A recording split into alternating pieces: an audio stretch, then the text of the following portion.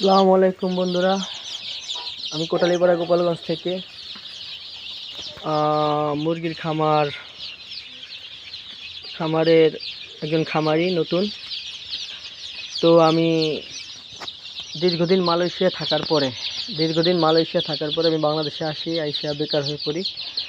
তখন আমার বন্ধু বান্ধব আমাকে উৎসাহ দেয় যে মুরগি পালন কর, গরু পালন কর।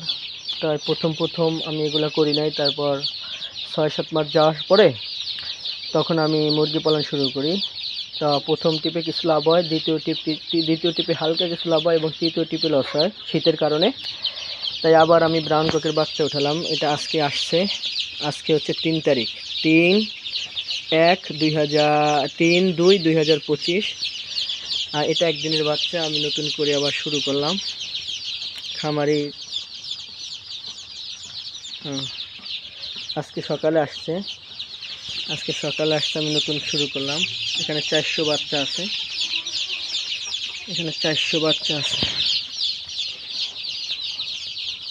তো আপাতত গরম এসে গেছে। তো একটা লাইট দিছি, ওই না একটা হিটার লাগাইছি। হিটার এখন বন্ধ, 12টা বেজে গেছে। তো একদিনের বাচ্চা মোটামুটি সুস্থ আছে আলহামদুলিল্লাহ।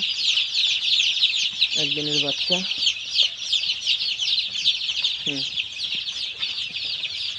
সবই সুস্থ আছে উপর আল্লাহর রহমতে।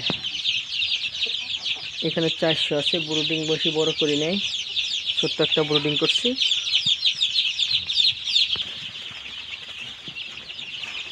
এই পাশে আছে 300, টোটাল 700 বাচ্চা আছে। এখানেরগুলো আলহামদুলিল্লাহ আল্লাহর রহমতে সুস্থ আছে।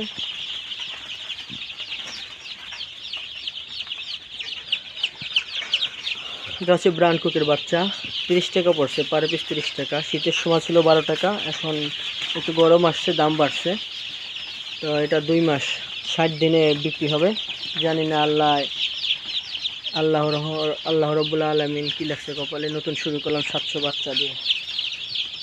এটা ছোট্ট একটা ফার্ম।